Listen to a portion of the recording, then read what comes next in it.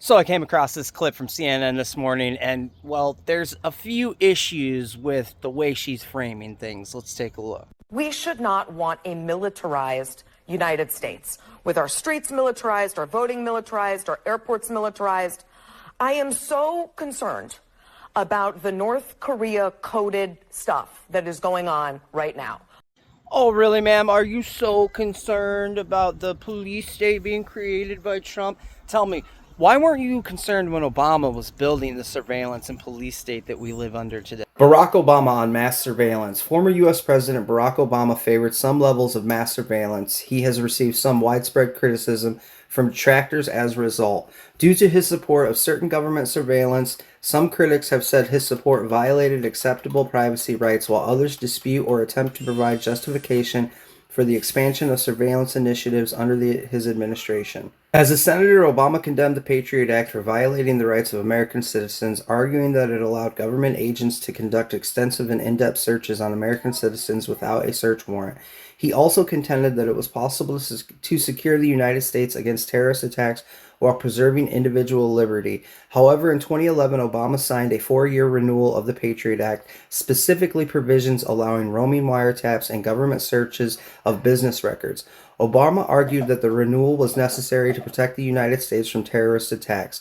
But Obama was the greatest president we've ever had, right? From Pam Bondi unfurling a banner with Trump's face on it on the DOJ building, to Trump putting his signature on our currency and his name on the Kennedy Center, to inviting only friendly media outlets who are going to say exactly what you want into Pentagon briefings.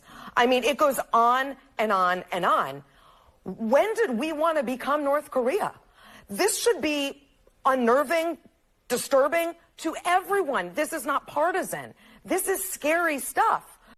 But she wasn't scared when her side was doing not only the same thing, but more to militarize the police and turn our nation into a surveillance state.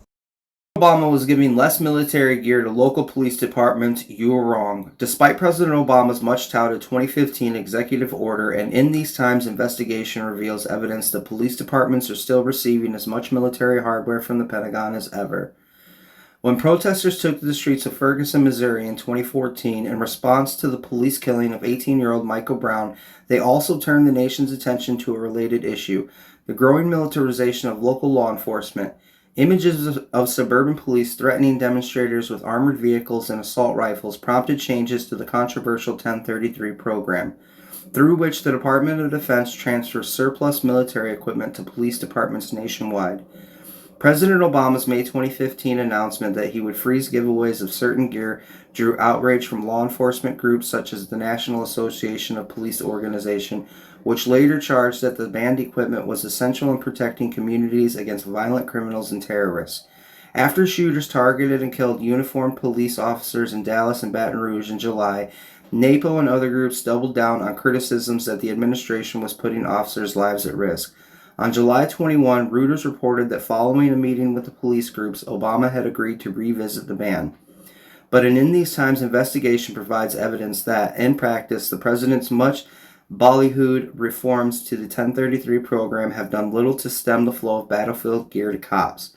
In fact, the total value of equipment distributed through the program actually increased in the year following the ban, according to figures provided to In These Times by Michael McCaskill, Media Relations Chief for the DoD's Defense Logistics Agency, which oversees the shipments. So far, in fiscal year 2016, October 1, 2015 to September 13th, the DLA has transferred $494 million worth of gear to local police departments. In These Times learned from McCaskill. It far exceeds the $418 million of equipment sent to police in fiscal year 2015.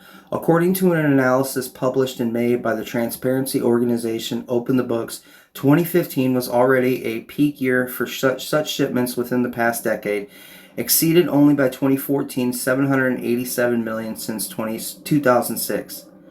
More than $2.2 billion of hardware has found its way into the hands of police, according to the report. It's almost like it's cool when they do it, and it's a problem when we do it. So it can feel like a slow creep, and MAGA will justify it using Trump's lie about the election. But look around. Look around at your country, people.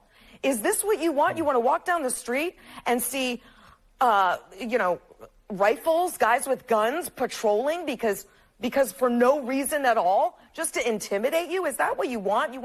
Well, as we've already gone over in that there article I was reading from, it was Obama that handed over $2.2 billion worth of military equipment to local police departments to use against the United States populace. So, you know, I don't know what you're talking about, lady. Want to walk around and see the president's face on the Department of Justice, which is a separate but co-equal branch of government? Wow, that is embarrassing considering this woman's clearly a professional, probably has a salary north of $100,000 a year, is on national television spouting her nonsense opinions, and she can't even get the simplest facts about our government right. For those of you that don't remember civics class, the DOJ is in fact underneath the executive branch, not the legislative, not the judicial. This is an agency directly controlled by the presidency. And we're supposed to trust these folks.